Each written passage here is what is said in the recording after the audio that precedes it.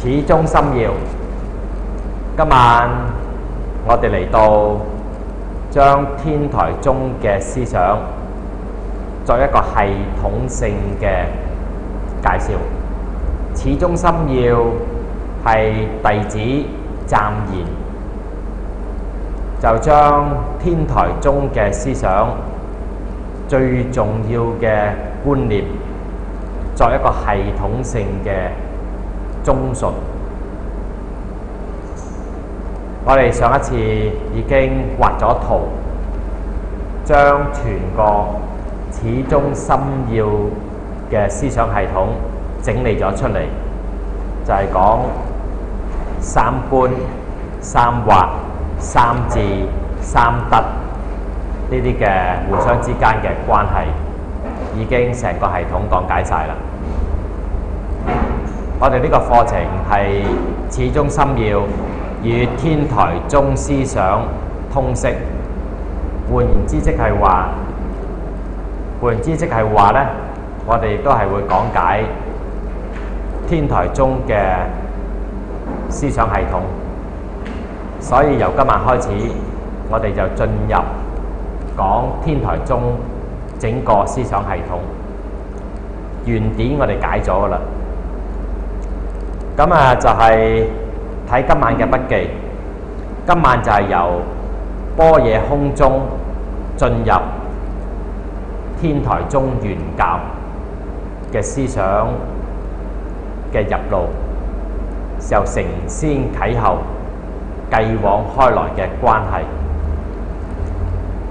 以前喺導論嘅時候都精簡地講過一次，今晚借助張筆記再嚟一個重溫。空中就係由龍樹嘅中論好出名嘅四句偈，就係眾因緣生法，我說即是空，亦為是假名，亦是中道義。由眾緣和合而生起嘅事物，呢個其實就係將佛教緣起嘅思想總結出嚟。呢個係一個總綱性原則。講緣起就其實想講性空。我說即是空，亦為是假名，亦是中道義。呢一度係指出緣起嘅思想係空嘅，係講空，亦都係講出係一個假名，亦都係一個中道。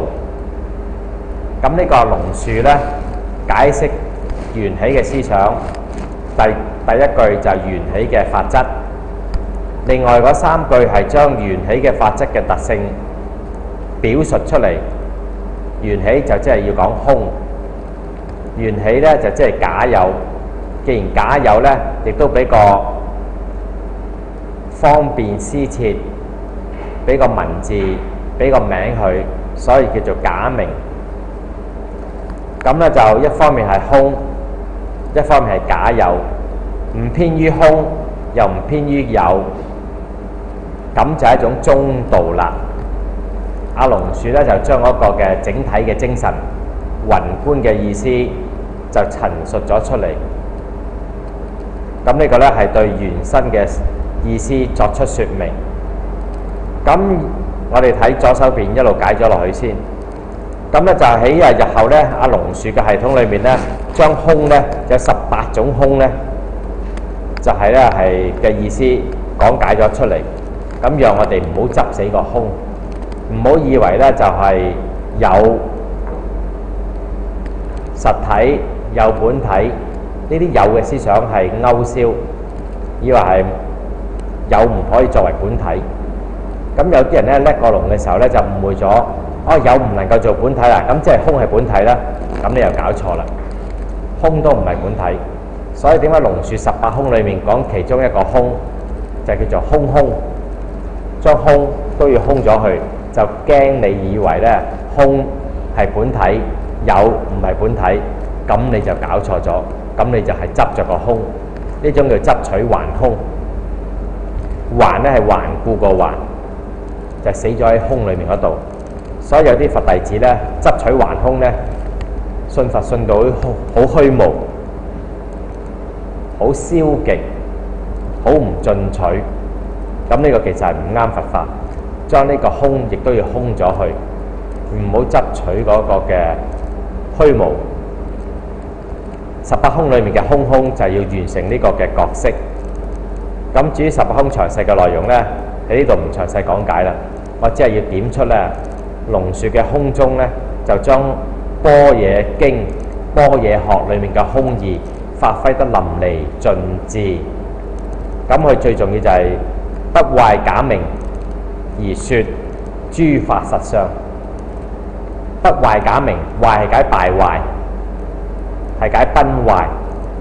我哋唔需要將呢個語言文字概念將佢勾銷，將佢毀壞。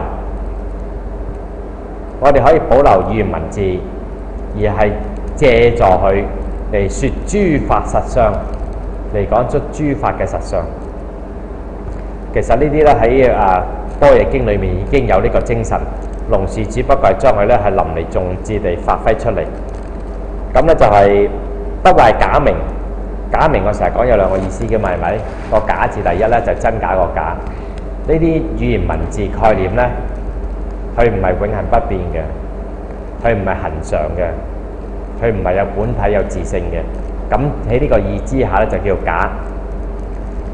咁第二個意思咧就係不壞假名咧，個假名咧係一種嘅憑藉，因為語言文字概念就係一個施設，一個人為地構作出嚟嘅產物，叫做施設。借助英文咧就比較容易啲了解，就係 artificially construct， 人為地構作出嚟就叫施設。語言文字就係施設出嚟嘅，所以咧我哋係一種假咧，就係施設咗出嚟各種嘅概念符號，對人類嚟講咧都係好有重要嘅作用。人點解會贏咗其他各種嘅生物？就係因為有呢個施設，有呢個語言，有名字，有概念。於是乎咧，呢啲符號可以進行記錄，然後一代傳一代。獅子、老虎、大笨象咁強壯，點解唔夠人嚟啊？因為佢冇施設，佢只有咧喺存在上邊嘅聲音嘅咆哮，身體力行係傳俾下一代。好似獅子，佢教其他獅子仔捕食，佢就捉俾佢睇；其他小獅咧就喺旁觀察。每一代都係咁樣身體力行地將佢哋嘅經驗、將佢哋嘅知識一代傳一代，所以永世都係差唔多。而嗰一代啲獅子雞雞地咧，成群獅子都瓜埋添，係咪啊？人類唔係噶，人類咧就係將所有人類嘅經驗咧，通過施設、通過語言、文字、符號，呢啲就叫做假名。假名唔係完全係虛幻嘅意思，佢都係假有嘅，佢都係存在嘅，佢都會發生功能，佢可以產生作用，能夠讓我哋咧係思考到、明白到同埋溝通到。所以咧，呢個假名咧就係唔需要將佢壞去。壞係解毀壞，即係勾銷，唔需要將我哋嘅語言文字概念將佢 eliminate 咗佢，將佢消解咗佢，將佢咧就係敗壞去，同埋咧係刪除，唔需要。咁咧就可以借助語言文字嚟說諸法實相，係借助啫，係憑藉佢。語言文字咧個角色咧就好似觸佛咁樣，由此岸去到彼岸，就借助呢個觸佛就參佛。由此岸參到彼岸，由此岸去到彼岸之後咧，即係觸佛咧就可以唔要啦。但係你一日未到，你一日都需要呢個工具。你想象一下，如果由一開始就唔準用語言文字，佛法點樣傳俾下一代啊？大家唔準用語言文字，佛法點傳俾下一代呢？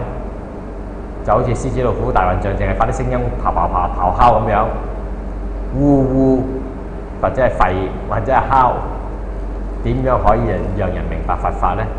緣起性空之理點講得清楚呢？咁所以呢，呢個係一個就係不捨不着嘅境界，不壞假名就係不捨，而説諸法實相就係不離，不捨不着。不壞假名而説諸法實相就係一種不捨不着嘅境界。下邊呢，就係通過呢，就係講緣起嘅思想，然後描述世界存在嘅真相。所以呢一套呢，就係緣起實相論。緣起就係描述世界存在嘅真實嘅相狀。我哋描述世界嘅真實存在，係指佢係緣起嘅。世界點樣存在㗎？就係緣生緣滅。世界嘅存在就係眾緣和合，眾緣合起嚟佢就存在，眾緣消散佢就不存在。咁呢種就係緣起嘅思想。咁呢個世界存在嘅真實，為咗要解釋世界嘅變化性，即係解釋諸行無常，事物嘅存在、經驗嘅存在係有佢嗰個嘅變化性、無常性。咁呢一種呢，就係緣起實相論，將世界存在描述出嚟。咁然而呢，就係空中仲有一個特色嘅，就係破而不立。因為喺歷史上邊，佢係肩負一個任務，破邊一派啊？破一切有部嗰種實有論、本體論嘅思想。佢就因為要相應一切有部呢種嘅實有論、本體論嘅思想嘅走歧路啊，走歪曲咗嘅路，佢破咗佢就完成咗噶啦，就完成佢嘅角色。正如我成日講嘅就話，空中係就係設定咗咧原始佛教嘅基本思想已經起晒度噶啦，你走歪咗路咧，就翻去原先就得噶啦。正如我哋由細細個父母親教仔女，就教佢哋乜嘢啊？首先第一步就正面地講解，我哋要誠實，我哋要勤奮，我哋要準時，呢全部都係正面概念，正面地説。咁當小朋友做錯咗事嘅時候，我哋會教佢點啊？唔好講大話，唔好遲到，唔好懶惰。當咁樣講，唔好乜唔好物，破斥懶惰，破斥遲到，同埋破斥呢一個懶惰遲到，同埋咩啊？同埋呢個係講大話。咁係預設咗咩啊？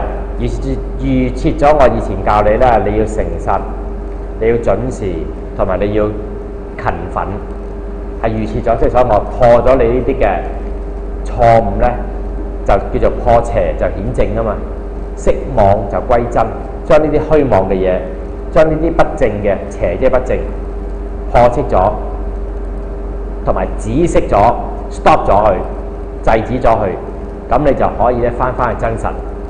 破邪就顯正，邪嘅嘢咧就將佢誤入邪途，誤入歧途，將佢撥翻去正路，就破邪顯正，釋妄歸真，將啲虛妄嘅嘢、搞錯咗嘅嘢就重歸翻真實。咁所以咧，空中佢唔負責建構，唔負責解説，唔負責正面去構作。咁呢個就係空中嘅特色。故此你睇龍樹嘅作品咧，全部都係破啊破啊破啊破啊。咁啊，所以咧就係我哋上一個學期教過龍樹嘅中論，佢所有嘅篇幅就係將所有嘅可能性，將所有嘅執着，將所有嘅實體化，將所有嘅本體化嘅觀點角度，一個一個全部幫你全部破清，咁佢就完㗎啦。佢就唔負責正面地建立。咁啱啱咧就將空中嗰個特色總結咗落嚟，而天台宗咧就係繼空中嘅入路咧，再往前發展。往前發展係一種承先啟後、息息相關嘅關係嚟嘅。咁所以我呢個表呢，就係特登做出嚟呢，就睇到互相之間嗰個嘅相識相關嘅關係。咁左手邊就係龍樹嘅中論，天台宗智者大師呢，就用呢個中論呢4句偈呢，就係有創造性嘅詮釋。當我哋解釋啲嘢嘅時候呢，係有新嘅見解，而又合乎佢本來個前提。即係我哋講緊啲説話嘅時候呢，係根據你呢個前提再可以推論噶嘛，而冇違反你嘅意思，就可以創造到新意出嚟嘅，係可以嘅。嗱，我哋睇下智者大師佢點樣創造咯。本來係4句偈，而家佢就將佢變成3事偈，即係3句事。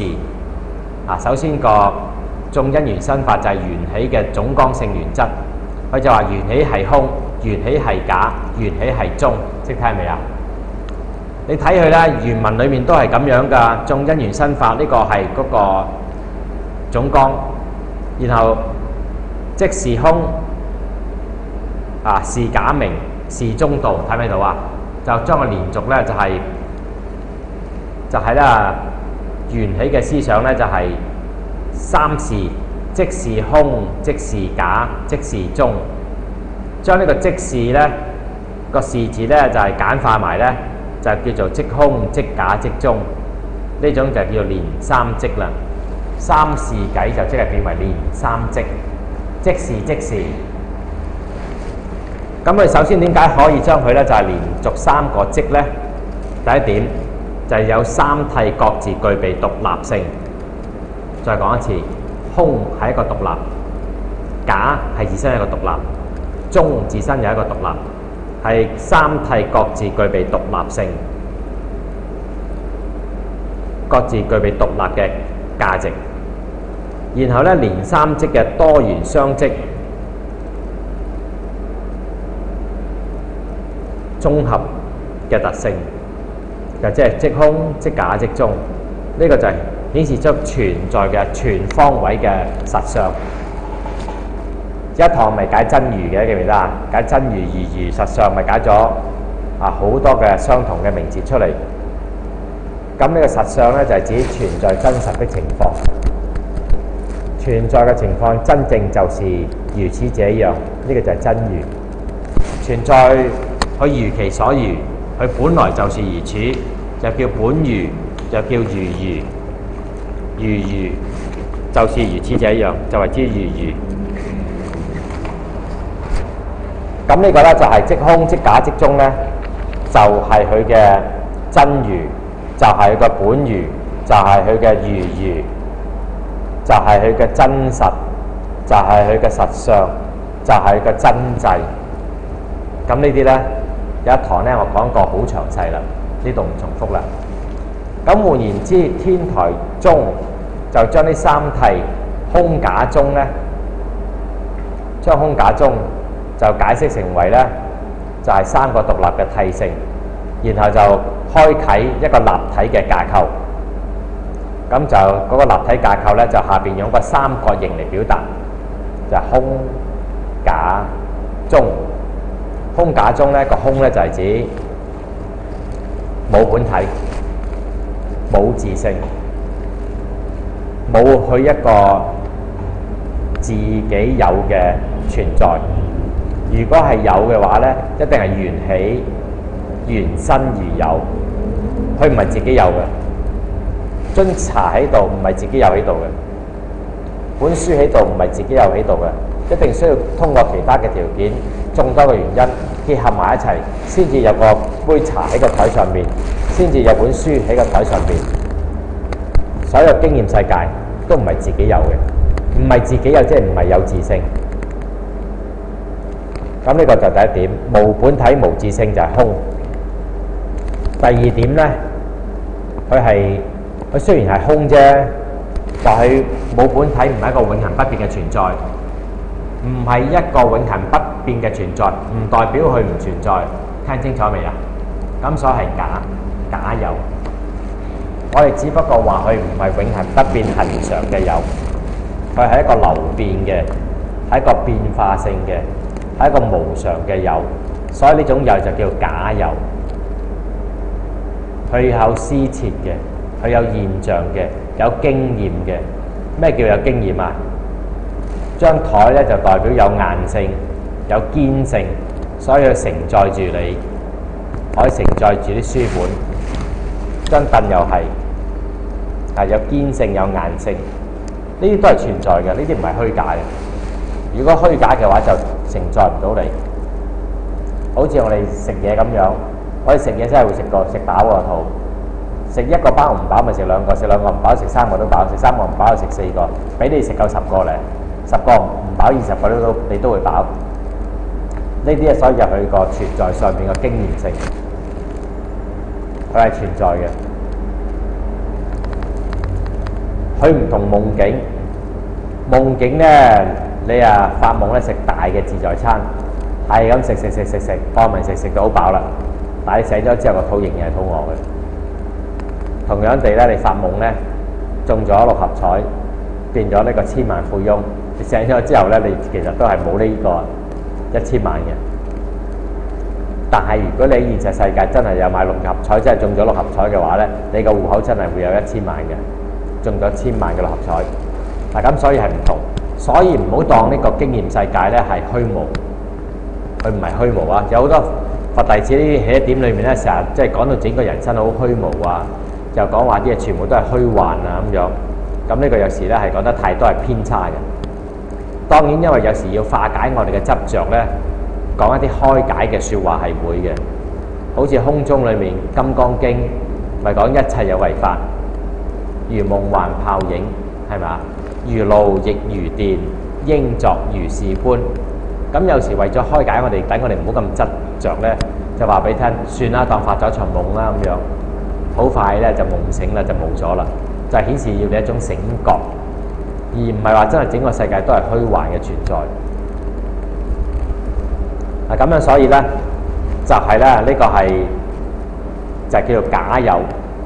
如果我哋人生嘅態度又唔落入空，執埋呢一邊，又唔落入假有嗰邊，又唔執埋另一面，而係執其中，喺對立之中而超升出嚟，喺空假嘅對立同一個層次之中而突破而超升喺上邊，執其中，結果又唔落入側邊，又唔落入邊見偏見，於是乎咧，咁就係喺相對之中而超升咧，咁就唔會有執一邊嘅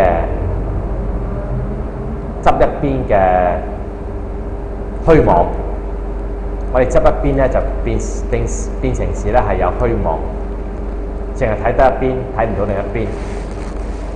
咁呢個就係個即空即假即中嘅立體架構。有咗佢立體性之後咧，跟住第4點咧，就佢有佢個圓滿，有佢個圓滿性同埋完整性。正話我哋啱啱講咗，從對立之中而超升，從對立空假係同一個層次，呢個係一個對立嚟嘅。咁超升咗上去，咁喺個中嗰度，即係話咧可以上咗去，而家亦都可以落翻嚟。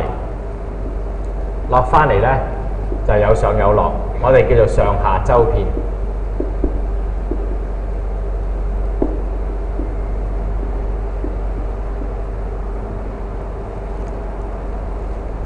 如果用天台宗嘅專有名詞，從對立之中要超升咗上去咧，就叫做但中，單是中，純粹是中，就唔落入兩邊。但係當落翻嚟嘅時候咧，就代表佢不但中，因為咧就係咧唔可以淨係有上冇下，唔可以淨係上咗神台而唔落翻嚟，於是乎可以落翻嚟。當落翻嚟嘅時候，我哋就問究竟落去左邊啦，一係落去右邊。具體地問，即係話究竟入去空嗰邊好啊，一係入去假嗰邊好？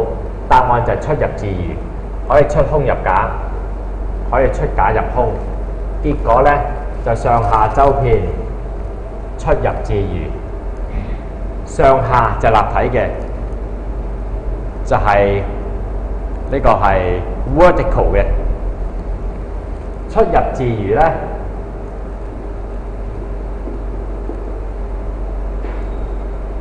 出入自如就係 horizontal 嘅，就係水平嘅。咁所以你睇到有上有落，有出有入，一個全方位裏面全部包含晒，所以呢種就叫做完整性，有一個完整性，全部完整啦 ，complete。所以咧呢點就係圓滿性同埋完整性齊晒啦，圓滿啦，齊輯啦。然後跟住咧就有個圓融性，呢個圓融咧就使佢可以無礙同埋解脫，就唔會死喺任何一點裏面。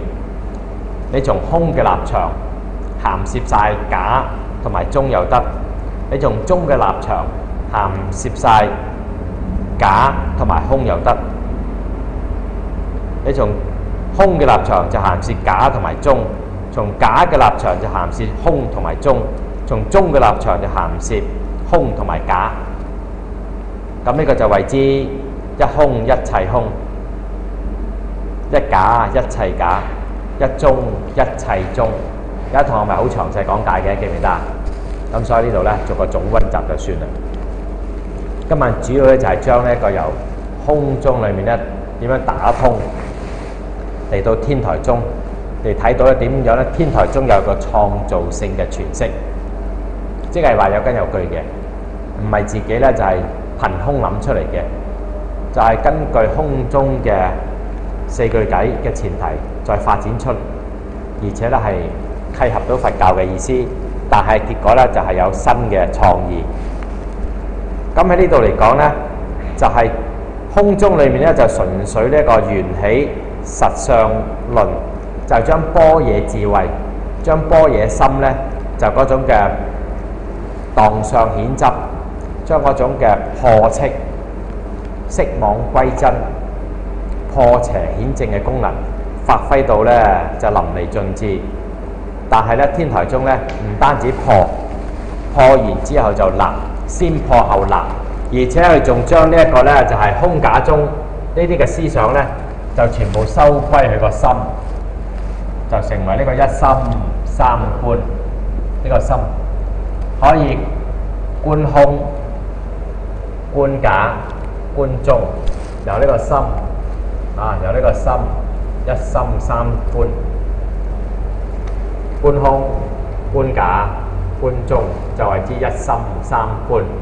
咁呢種就係將三諦收歸我哋個心，就為之一心三觀，就為之一心三觀。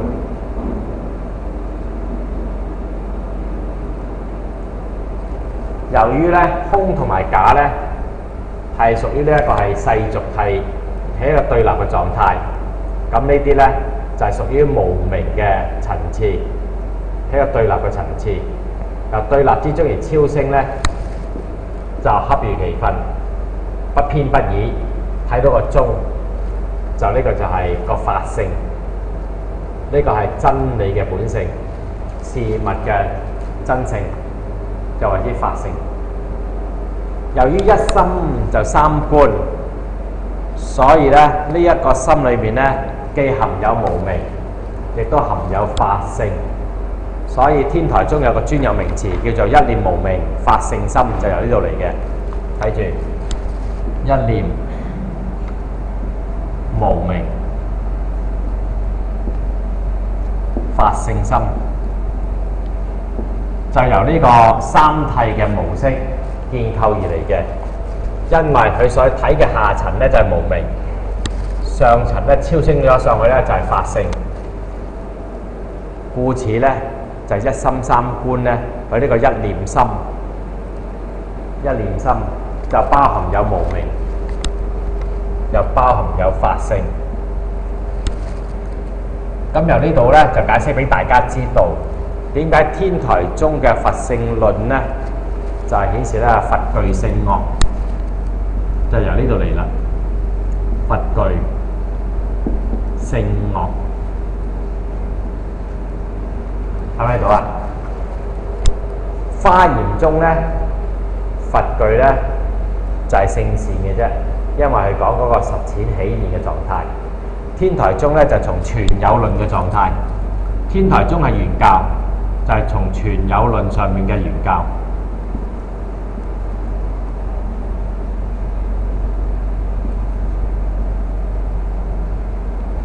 天台宗係全有論上面嘅原教，因為佢將所有嘅可能性都包含晒喺裏面。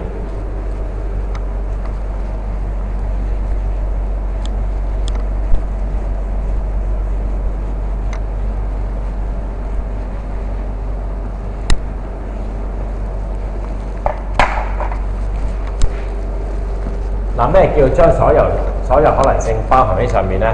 嗱，即係話我咪講嗰個就係圓融嘅，從對立之中而超升，就係但中。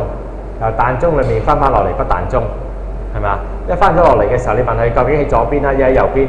你答案就係左又得，右又得，係咪啊？於是乎上下交遍，出入自如，所有嘅可能性都不捨不着一切法，而具足一切法。咁所以呢種就係全有論上面嘅圓融，全有論上面嘅原教就係咁樣嚟嘅。所以天台宗咧就係通過不捨不着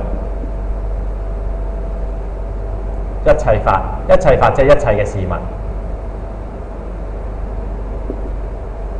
不捨不着一切法，而具足一切法。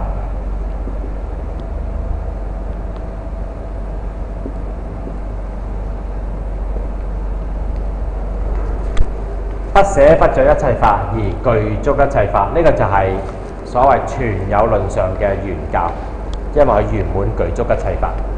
既然一切法都具足，咁所以咧，佢既具備無明，亦具備法性。所以天台宗嗰個佛性論咧，佛咧都係具性惡嘅。咁你話咁即係唔圓滿？佢又唔係唔圓滿喎，佢喺全有上邊、全有論上邊圓滿晒嘅咯喎，因為佢從呢一個即係圓滿具足一切法，保住晒整個世界，使到整個世界咧係齊齊整整、完完整整咁樣咧，係將佢咧係保住咗，唔需要喺個世界裏面 delete 咗某些嘢，唔需要喺世界裏面咧將有啲嘢刪除咗去。譬如嚟講話係所以天台宗嘅佛性論咧，佛都具貪嗔痴嘅。話你話佛都有貪嗔痴啊？係啊，佛係好貪心㗎，要救晒全世界嘅人啊，救晒所有嘅眾生。咁呢個貪而無貪，無貪而貪啦嘛。喺呢個貪咧，平時我哋嘅貪心係點啊？係為自己嘅私利，損人就去利己，為咗利己就走去損人。有時衰到咧就又唔利己，但係就走去損人，損人而不利己就更衰，係嘛？天台宗嗰種貪咧，佢貪咩啊？佢要救晒所有眾生啊！呢個咁嘅大乘嘅境界，地獄不空，誓不成佛。呢種咁嘅貪咧，就係佢唔係再為自己嘅，係為眾生，唔係為私利，係無我相、無人相、無眾生相、無壽者相，全部都要具足，全部都要保住，全部都要化度。咁呢種貪，佢有貪嘅相，但係冇貪嘅害處。我哋平時一貪嘅話咧，就自我污染，就會自私，就會害人，就會損人，全部呢啲衰嘢出晒嚟。但係佛陀嘅貪咧，佢要救度眾生咧，就冇呢啲咁嘅衰嘢嘅，佢只有個貪相，但係冇個貪嗰個本質。佢係控制個貪，唔係個貪控制佢。再講一次，雖然佛係有貪嗔痴，但係由佛嚟控制貪嗔痴，而唔係由貪嗔痴嚟控制佛。等於我哋嘅情緒，等於我哋嘅喜怒哀樂，我哋可以咧由喜怒哀樂，由我哋嘅主體性去掌握喜怒哀樂，由我哋去主宰情緒，而唔係由情緒嚟主宰我哋。我哋唔要做情緒嘅奴隸，我哋要做情緒嘅主人翁，能夠掌握到情緒就唔會喪失自主性。佛教所有宗教文化我都成日講㗎啦，佢就係讓你咧自己主宰自己，讓你做自己嘅主人翁，讓你實現自己嘅絕對主體性，呢個最基本嘅。所以既然能夠保住咗個主體性，能夠成就到自己做自己嘅主人翁，所以貪嗔痴喺天台宗嘅系統咧，係唔需要將佢係勾銷咗去，唔需要將佢刪除咗去。所以佛具聖樂係呢個意思。佛具聖樂唔係等於佛去作樂㗎，聽清楚啊！佛咧就用呢啲咁嘅樂咧，係去成就更高、更大、更有意義、更有價值、更無私嘅事情。正話啱啱佢貪就呢個一個例子啦。真就係發脾氣啊！發脾氣。平時點解叫我哋唔好發脾氣啊？因為我哋一嬲起上嚟嘅時候咧，就係失控。我哋一嬲起上嚟咧，把口咧就唔好口，講啲嘢傷害別人。我哋一嬲起上嚟咧，嬲到震怒嘅所謂。再激烈啲會點啊？會爆埋血管嘅，仲係風嘅，嬲得滯。跟住咧就係半身不遂、癱瘓埋，跟住咧就再勁啲死埋添嘅。咁所以叫大家唔好嬲，好傷身。你講嘢鬧人嘅時候又傷人又傷自己，所以平時我哋唔好嬲，唔好咁發嬲，唔好咁發脾氣。有冇意思？有冇價值啊？好有意思，好有價值。平時咁樣，因為咧嬲嘅時候就喪失理性咧，無名火起3000丈嘅時候咧，就要抌阿媽落街，抌阿仔落街，抌阿女落街，抌老婆落街，跟住好後悔之後自己跳埋落街。咁呢啲悲劇成日發生嘅啦，係咪？所以第一步叫我哋咧唔好發嬲咧，唔好貪嗔痴，唔好憎咧，就係咁解，係有意義嘅。但係再高一個境界嚟講，咁係咪要從此一生一世以後都唔再憎呢？成佛係咪唔可以憎呢？唔可以發脾氣呢？答案唔係。我成日都話啦，發嬲，佛廟都有4大金剛。4大金剛即係怒目金剛。你一行入佛廟4大金剛咧，就啤住你，意思係發出一個警告信號。Shut up！入到佛門清淨地，唔該你莊重啲，唔該你咧就係咧檢點啲，唔好再咁喧嘩。你睇下咧4大怒目金剛咧嚇，你再唔聽話咧，每個怒目金剛都有咩啊？都立住架撐，風調雨順。風其中一個就有把鋒利嘅劍，所以就風調。琵琶咧調啲音，就有個琵琶都可以做架撐嚟幫你㗎。雨就係真係把遮啊，就係遮雨，就把傘咧，把寶傘都可以咧做架撐打人。順條蛇咧好順滑嘅，風調雨順，好順滑。咁條蛇條蛇掟過嚟咬落你背，咬落你個鼻度啦，咬落你個嘴度啦，成個嘴就好似個孖潤腸咁添。睇過啲電影未啊？咁意思即係話咧，4大怒目金剛咧，你知道啦係咪？仲有一個你都知道嘅，佛廟裏面你一行入去嘅時候，正面嚟講咧，有個笑騎騎嘅肥嘟嘟嘅咩啊？彌勒佛嚟歡迎你。一佛廟都有笑騎咁歡迎你。但係你知唔知每一宗佛廟後邊嗰個彌勒佛，你再行去後邊睇有樽乜嘢啊？有個咩像啊？係啦，有韋馱像。韋馱係咩嚟㗎？韋馱係護法嚟㗎嘛。每個韋馱揸住乜嘢？揸住嗰支一節節一嚿嚿嗰支劍咧，就係要嚟降魔伏妖。笑騎騎嘅彌勒菩薩咧，彌勒佛咧，你咧唔識做嘅話，一味喺度作惡多端嘅話，咁就護法出嚟就要護㗎啦。你喺度破壞佛廟，破壞佛門清淨地，着到妖妖豔豔咁樣，就係呢個係即係咧有咁少得咁少，有咁露得咁露，就一啲都唔尊重，一啲都唔尊敬。咁啲護法就出嚟咧，就丙你噶啦，嚼你噶啦，唔同你客氣。咁要唔要發脾氣啊？要。點解要發脾氣啊？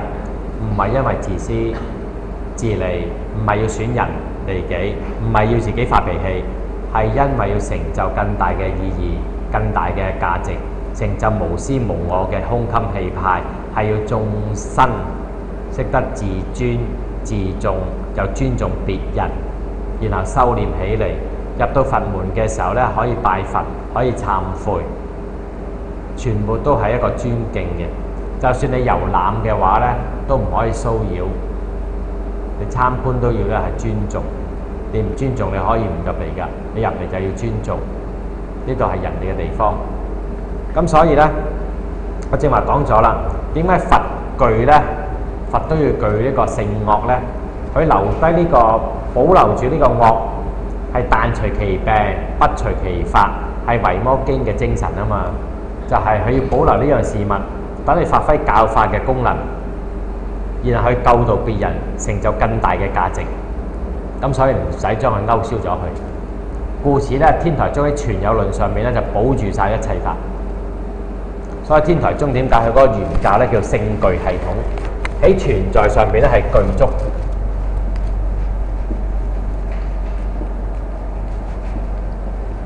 呢個存在上就係具足一切嘅事物，係一種不捨不著一切法嘅精神。嗱，解咗咁耐咧，我就係要由為呢個天台宗成個系統咧嚟解釋俾你聽。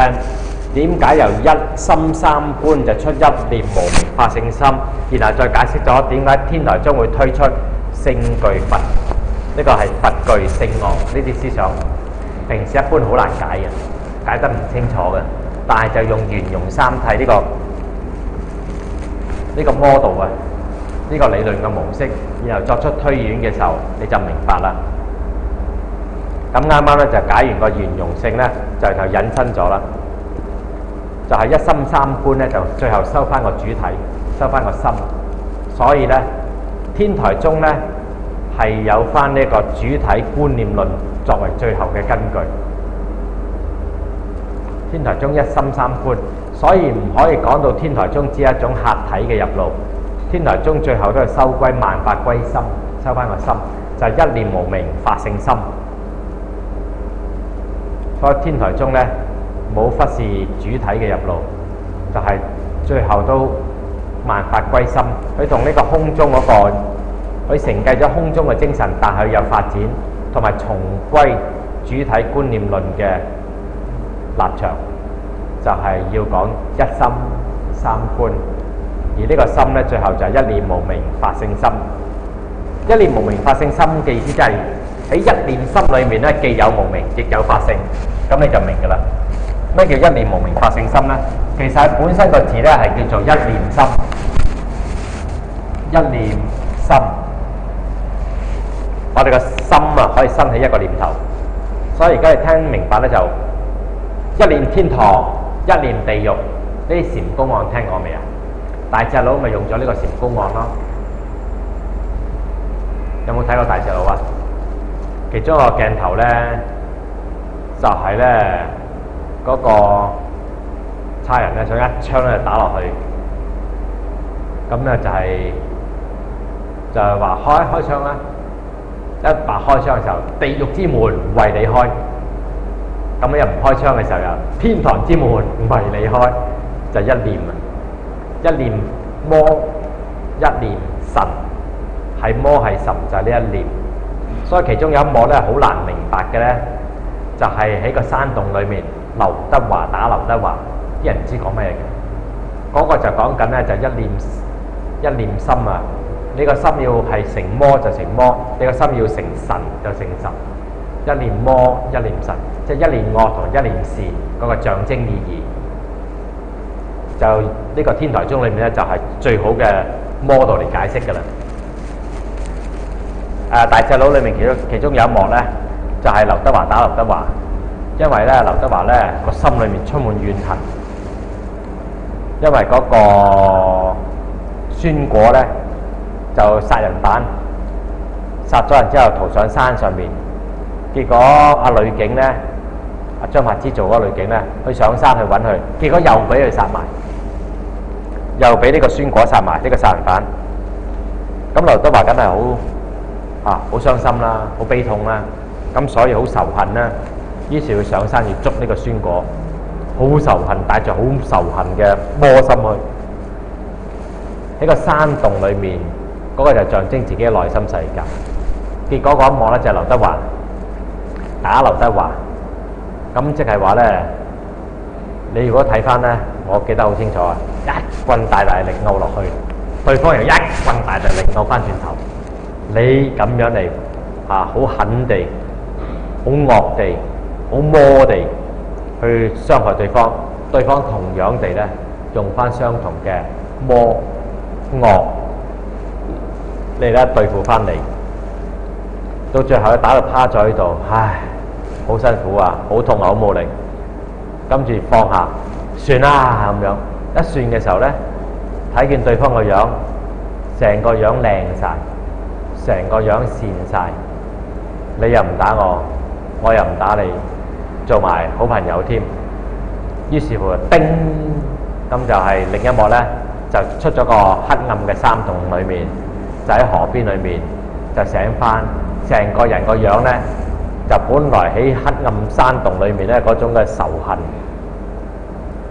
嗰種嘅怨恨，嗰種嘅惡心出晒嚟。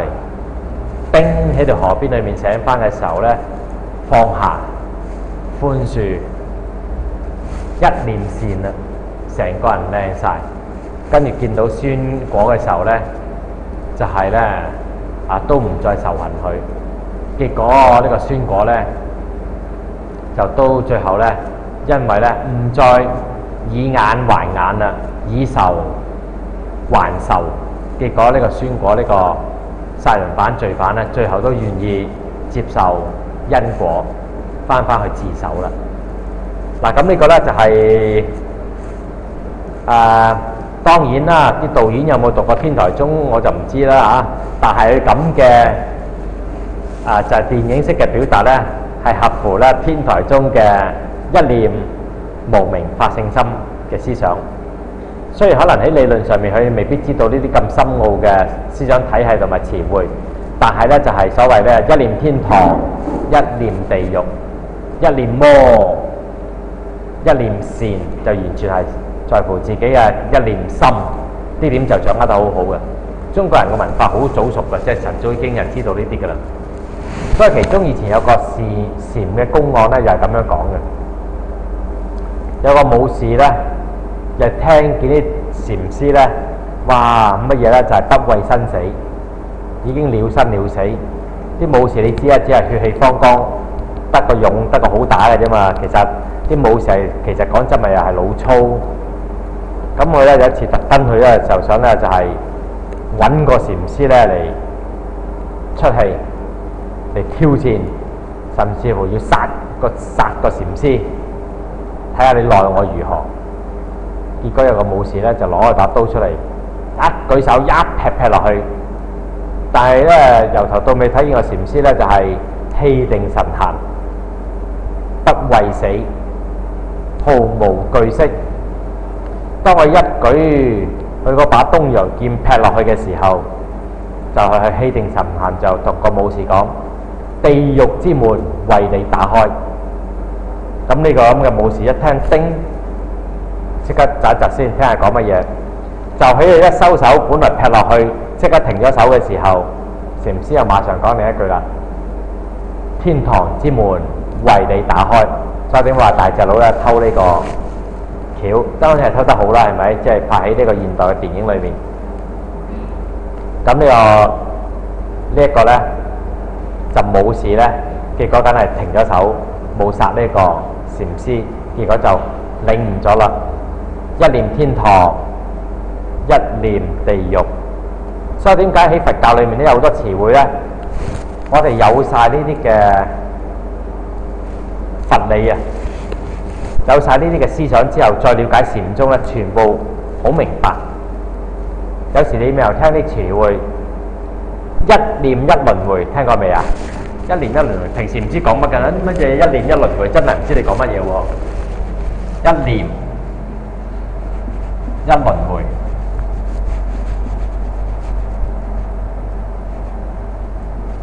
其實即係話咩咧？就一念善，一念惡，全乎你自己個心。你要一念要惡嘅話咧，你就去咗惡軌道；你一念善咧，就可以去咗呢一個善道。啊，一念惡就去咗惡道下墮；一念善咧，就可以去咗呢一個三善道上升。咁我哋個念頭成日喺度轉啊，個念頭一轉啊，你可以咧一去咗惡道，去咗惡道；你一去咗善道。我哋每日一念裏面咧，所以點解通過一念一輪迴？你一念無明嘅時候咧，起咗惡念，你就下墮咗去；你一念善嘅時候咧，就上升咗，提升咗自己生命境界。呢啲係啲警醒嘅語、警醒嘅説話，警惕你、提醒你保守自己個念。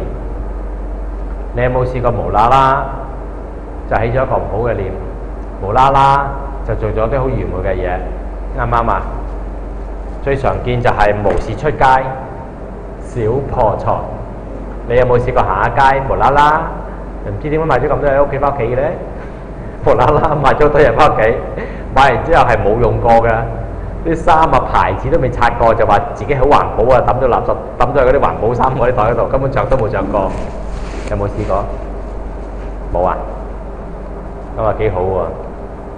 陳老師啱啱上幾個禮拜先抌咗件衫，買咗翻嚟有一年都着都未着過，咁啊跟住招牌都未拆，咁啊劈咗俾環保衫嗰度話：哎呀唔好嘥唔好嘥！其實真係敗家，自己都無啦啦就一笪啦，無啦啦行過嗰啲，尤其是而家啦，咩夏季大減價，哇100蚊幾多件，你無啦啦就會買咗翻屋企啦，貪平啊嘛！所以有句説話叫做賤民鬥窮人，啲人窮咧，見到一平咧，無啦啦就會買噶啦，因為覺得好着數啊，好抵啊，好抵啊！一念一輪迴，即係喺呢個一念裏面咧，就係有善有惡，留心啊！隨時一念咧，就讓你咧自己跟住呢個念咧係無明啊，抑或係法性咧，係善啦，抑或係惡咧，咁又係帶住你個生命走嘅。咁呢個就叫做一念一輪迴。一念天堂之門為你開，另一念天堂之門地獄之門為你開。究竟你自己開天堂之門，抑或開呢一個地獄之門呢？所以喺《大乘起信論》裏面呢，咪有呢個係一心開二門嘅。所以咧，就天台宗呢啲嘅思想咧，佢同就係呢個我哋個心啊，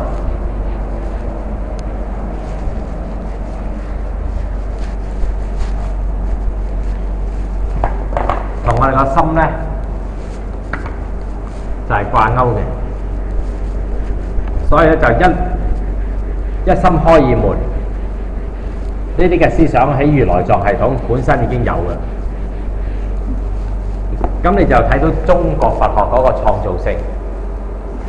嗱，呢個係喺《楞伽經》裏面咧，就講無明風動，講如來藏藏識。《楞伽經》就係印度人嘅，喺印度佛學裏面已經有嘅佛經嚟嘅，《楞伽經》。呢啲插唔知點解啲色咧係插唔甩嘅咧，污糟垃圾。《楞伽經》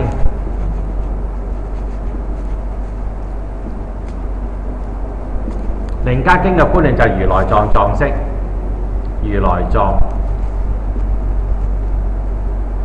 藏識即係阿賴耶識。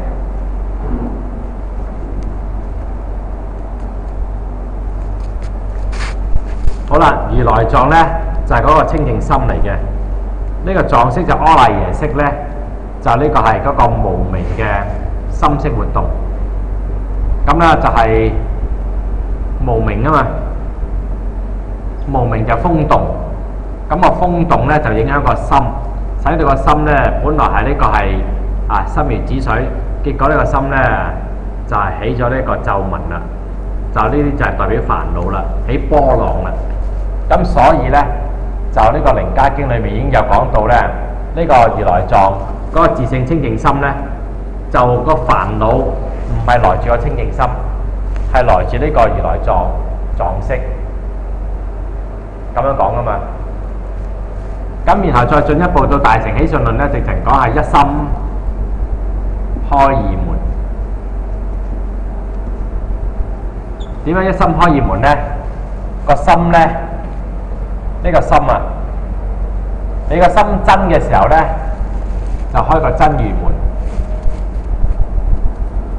真正就是如此這樣，心真則法真，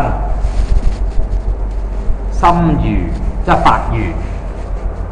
好啦，另外一道門咧就係心生滅門，就係呢個係生滅門。我哋個心咧係虛妄嘅時候咧，心妄則法妄，就有生有滅，活在相對嘅虛妄之中啦。咁呢個係大乘喜訊論嘅一心開二門，呢個就係眾生嘅心。咁至於你開真如門，抑或開生滅門咧，咁咧就係睇你嘅實踐同埋修行。如果你用智慧去開嘅，用自性清淨心去開嘅，就真如門；如果你用色心，用認識嘅世界，用虛妄嘅心靈嚟開，咁就開生滅門。咁如來藏後邊咧，佢講呢個心咧嘅背後咧，就受着我哋嘅覺性咧所指導嘅。所以大乘喜訊論裏面好出名咧，就講幾多種覺啊？講6種嘅覺，就話我哋咧本來有覺性，眾生皆有覺性。佛陀就係覺者，眾生皆有覺性，即係眾生本有佛性啊！眾生皆有本覺。我哋本來有覺性，但係通常咧，我哋都係不覺，唔知啊，唔知道自己有覺性。咁於是乎咧，就要通過弘揚佛法，讓人知道眾生本覺佛性，人人皆有佛性，讓你知道，咁你開始覺啦，始覺。開始覺之後咧，就由開始覺之後，你就係次第地、分階段地、循序漸進地，呢種就叫隨分覺，就係隨着分段、次第地、漸漸地，越覺越多，越覺越多，越覺越高深，到最後就究竟覺。究竟覺咧，即係解圓滿啦，個覺性圓滿啦。不覺咧就係0分，此覺咧就開始1分。由1分開始咗之後咧，由2分咧到99分。究竟覺咧就100分。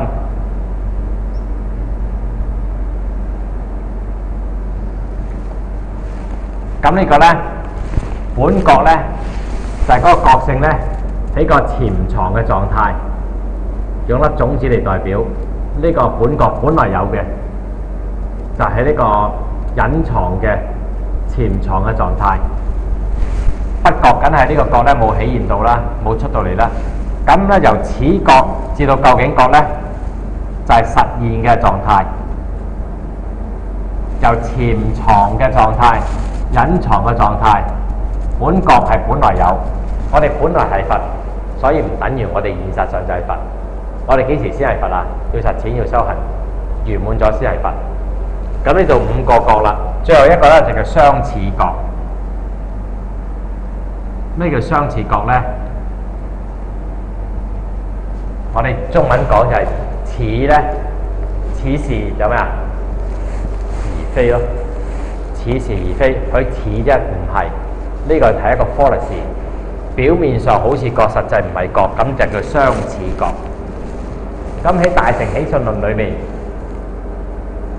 嗰個一心開二門咧，最後有個覺性喺後邊咧，作為生命嘅主導性，作為生命嘅本質嚟咧，係保證眾生皆可成佛。咁咧，一心開二門展示出我哋有能力就開出真如嘅世界。如果我哋無明嘅時候咧，就開出呢一個污染嘅世界。咁所以呢個 model 咧，到天台宗咧就唔用一心開二門，就唔用真如門，又唔用生滅門，佢用嘅詞彙咧就叫一心三觀。咁一念無明法性心咧，佢就唔用一心啦，就係用一念，就叫一念心，一念無明法性心。大乘起信論叫做一心開二門，天台宗就一念心，就一念無明法性心。呢個色心咧就係無明嘅，就係無明。而呢個咧自心咧真如世界咧就係法性。睇到未啊？嗱，所以我將呢啲嘅詞彙咧一次過打通晒咧，就睇到天台宗嗰啲咁嘅思想咧，佢唔係無端端自己走出嚟嘅，佢係有根有據嘅。如果用唯識宗嘅詞彙咧，點樣係呢個係解釋咧？唯識宗係講三自性啊嘛，就係依胎自性、遍計所執自性同埋緣成實自性。咁意思個世界咧，呢個唯識宗咧就比較精密啲。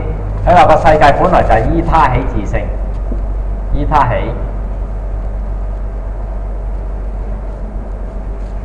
個世界，佢自身嘅存在咧係要依賴其他條件原因而存在嘅，係咁樣講呢個世界。但係我哋人去接收個世界咧，就係如果你咧就係個色心咧去睇個世界嘅時候咧，有生有滅，同埋咧就係自己嘅執着，就係遍計所執自性。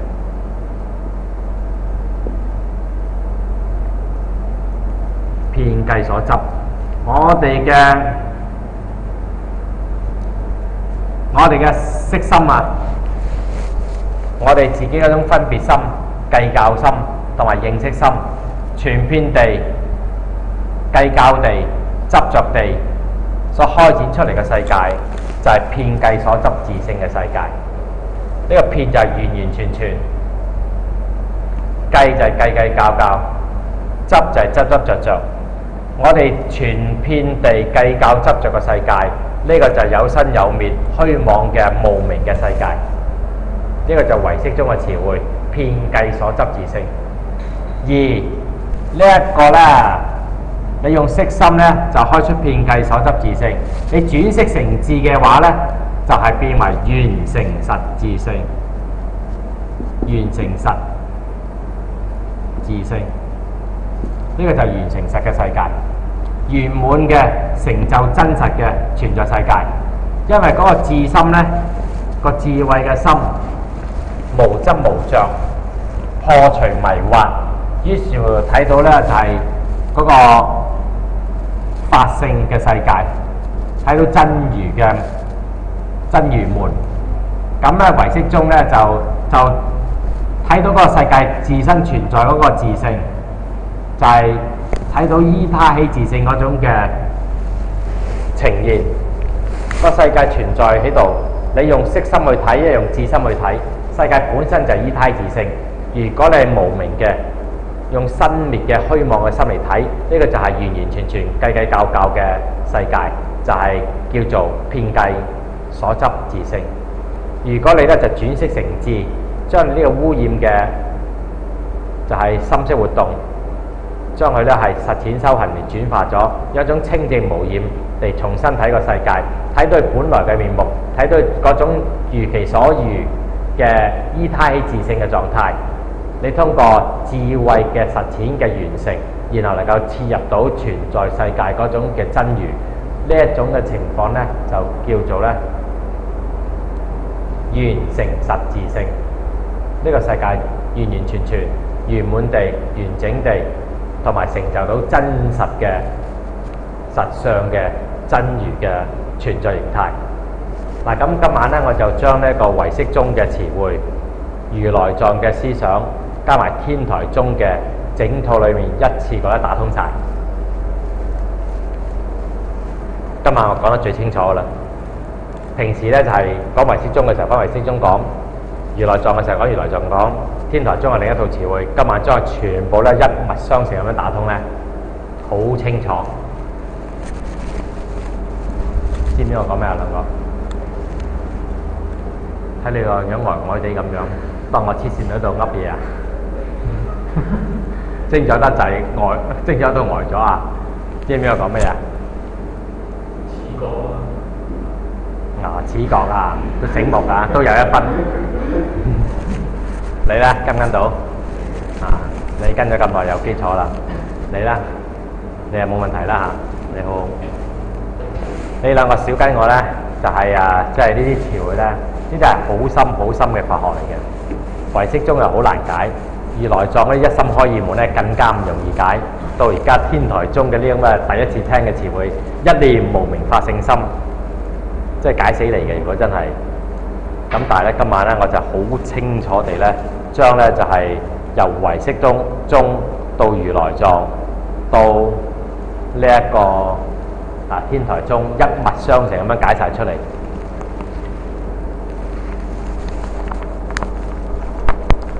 話俾你聽，呢啲就係功力啦，好難㗎。你聽我講好容易啊，揮灑自如。你一般人嚟講咧，如果到呢個水平係真係唔容易。想問咧，咁佛教即係一向都係推廣善啦。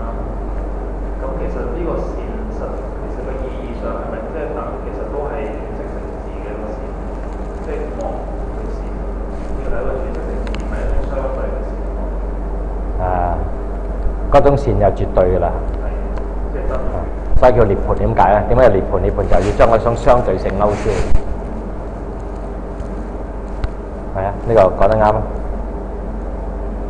所有唯識宗係唔錯㗎，我哋唔係話踩唯識宗啊，冇嘅都，佢係嗰啲係基礎，一定要識嘅嗰啲係。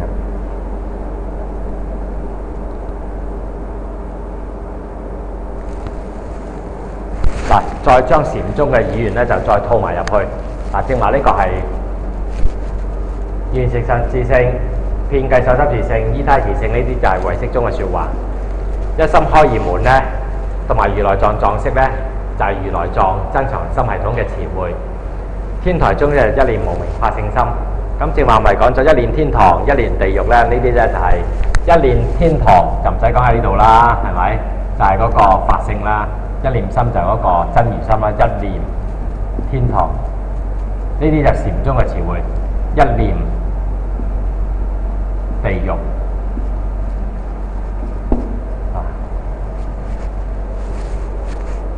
心佛心魔全乎一念。所以正話點解講劉德華大隻佬嗰套戲咧，好多人睇唔明咧，真係難明㗎，因為你要識咁多佛學咧，咁就係好難。嗰陣時咧，大隻佬套戲推咗出嚟咧，就嗰兩句説話，就係萬般帶不走，唯有業隨身。哇！興起社會上面咧對呢個佛教佛理嘅電影咧，即刻咧有個另眼相看，個個咧就喺度探討解釋啊。咁但係咧就好多人都唔係好明白呢套戲講乜嘢。我咧睇完之後咧，就好快脆咧就寫咗篇文出嚟，就將佛教嘅因果觀咧寫咗出嚟。其實呢套戲裏面代表咧係三種態度，就對因果嘅態度。第一種嘅態度咧就係逃避因果，第二種態度咧就反抗因果，第三種態度就接受因果。阿孫果殺咗人要逃去深山野嶺，係逃避因果嘅典型例子，唔敢面對因果。所以咧，套戲裏面嘅描述，先呢個咁嘅孫果咧，做咗殺人犯，日夜喺度活在恐懼、逃避同埋由朝到晚喺個山洞裏面寫啊，個頭好痛啊，好辛苦啊，好壓迫嘅，呢種係逃避因果嘅，唔係一種嘅解決方法，唔係一種精神安頓嘅方法。所以咧，孫果呢個殺人逃犯咧，做到最後嘅時候，點樣先至能夠解脫咧？就答案咧就佢肯聽啊大隻佬劉德華講，翻去自首，大喊一場，算啦，都係接受因果。咁最後咧，通過接受因果咧，就係安定落嚟。咁第二個咧，就係第二個 model 咧，就係阿女警咧，咩李鳳儀咩咁樣大約嚇，即係張柏芝做嗰個角色嗰個女警。咁佢就代表咗頭頭嘅時候咧，係唔肯接受因果。佢話：我前世做日本兵關我咩事啊？係嗰個日本兵殺啫嘛，唔係我殺。咁咧就好唔肯接受因果，因為大隻佬咧係一個修行人。佢出家之前叫個名叫做了因。我哋讀佛學就知道了因點解嘅，真係其他本人唔知點解叫了因。三因佛性之一，了就了悟明白因果咁解，了因係三因佛性成佛其中一個條件，即係要人要有智慧，有般若嘅智慧，要了悟。大隻佬咧做了因咧，佢係修行人，佢咧就係即係見到嗰個女警咧，前世咧係一個日本兵殺人無數，所以今世咧係照受呢個果報。咁佢話咗俾呢一個大隻佬話咗俾呢個女警聽，女警又話好嬲，好唔肯接受，覺得好唔公平，點解要我承受咁樣？大隻佬都想違反因果，因為善有善報，惡有惡報。嗰個李鳳儀咧，嗰個女警咧係需要接受呢一個因果噶嘛。咁所以大隻佬次次都救佢，次次都救佢，但後尾大隻佬最後都係放棄救佢，因為知道咧佢改變唔到因果。大隻佬最後都要接受。李鳳儀咧頭頭唔肯接受，唔肯接受，最後佢都係接受。佢話：既然還死掂唔死，喺臨死之前咧送啲禮物俾大隻佬作為報答佢。於是就走上山，諗住咧就攞個攝錄機咧去追蹤佢，攝錄佢嘅行蹤。當然最後結果就係梗係俾呢個孫果殺咗啦，死得好慘啦，個頭掛咗喺樹上邊係咪？幾恐怖啊！咁呢個就係亦都係代表緊咧，無論係女警同埋大隻佬咧，由反抗因果，唔肯接受因果，反抗因果唔肯接受因果咧，就唔同逃避因果喎。嗰個孫果做囚犯咧，佢唔係反抗，係逃避，佢驚死啫嚇，即係逃避。唔敢面對，但係咧就大隻佬屢次救呢個女警咧，佢本來次次咧就跌死咁，但係都救咗佢，就唔肯接受因果，佢唔係逃避，佢要反抗，要改變，結果改變唔到，因果始終係因果。咁所以最後咧就係第三個 model 就係全部咧最後咧大結局都係要接受因果，而且呢種接受因果咧，仲要咧就係一念佛，一念魔，全由一心。所以講話說冤冤相報何時了呢？今日就嗰個孫果殺咗人，逃上深山然後呢，其他人呢就走上去呢，就搜緝仇人，又要殺呢個孫果報仇。咁孫果個屋企人又去將呢一個，又係要為佢孫果嘅親人，呢個佢自己嘅親人嚟報仇，結果就係永恆地都係喺度殺戮，永恆喺度報仇。個因果永恆地咧，呢個惡果咧不斷地喺度輪迴喺度轉，所謂冤冤相報何時了。所以最後嚟講咧，就係接受因果之後咧，就係要放下，要寬恕。所以咧，孫果都肯面對，肯翻去自首，接受法律嘅制裁。最後係接受因果，整套戲咧就真係講因果，呢條係主線。咁嗰時我寫咗呢篇文之後咧，用3個 model， 3個主線。我記得咧就大約星期5到咧 Fast 過去明報，星期1就馬上出咗啦。唔知星期1、星期2，即係明報你知有啲大牌報紙咧好巴閉噶嘛，你啲稿啊唔排得1、2個月都唔出噶嘛。但係嗰時咧因為有市場價值嘅，咁啊當然都寫得好清楚咧，解釋得好合理咧，好快咧就出咗。咁跟住咧就收咗喺我嗰個心靈清湯本書裏面，佛法心靈清湯裏面咧，就喺呢個前面嗰度咧，就係收錄咗喺裏面嗰度。咁呢一個咧就係啱啱講到一念天堂一念地獄，呢啲就禪宗式嘅，所以好簡單。因為咧講一大套理論咧都唔夠，正話講嗰個一念咧就天堂，唔係一念就地獄為你打開，又再講話天堂為你打開，哇咁就已經搞掂晒。即係中國人嘅智慧，費事同你囉囉嗦嗦講埋啲咁嘅乜鬼一心開二門啊，大乘起信論，跟住楞伽經裏面咩如來藏藏識講嚟講去都唔識㗎啦，係咪？跟住唯識宗乜嘢仲大劑啲乜遍計所執自性啊，完成實自性依胎自性越解越唔明添，即係解到冇人性咁滯，真係差唔多。所以中國人嗰種智慧最後咧，好中意簡單嘅嘢，佢通透咗個智慧咧就好簡單就話俾你聽，呢啲先係高手啊！將啲好深奧難明嘅嘢咧，用啲好淺白嘅、好生活嘅例子2、3下就讓你明咧，呢啲先係最高嘅智慧。所以中國人嘅文化點解普遍地高咧？又用啲好簡單嘅古仔咧，讓到你好有智慧。所以整個文化嗰個民族嘅水平都係好精靈、好聰明、好叻嘅。呢個係中國人嘅特性。嗱，咁今晚咧，我就將呢個由空中進入天台中呢條路咧打通，咁然後再加以發揮，就係講咗天台中一啲嘅即係系統嘅特性，然後又將佢咧同呢一個除咗由空中打通之外咧，仲咧就接通埋呢一個唯識宗、如來藏同埋禪宗，就將呢個天台中嘅一念無明法性心呢個咁難明嘅概念，然後點樣推演出嚟咧，就解釋埋咧係佛具聖樂。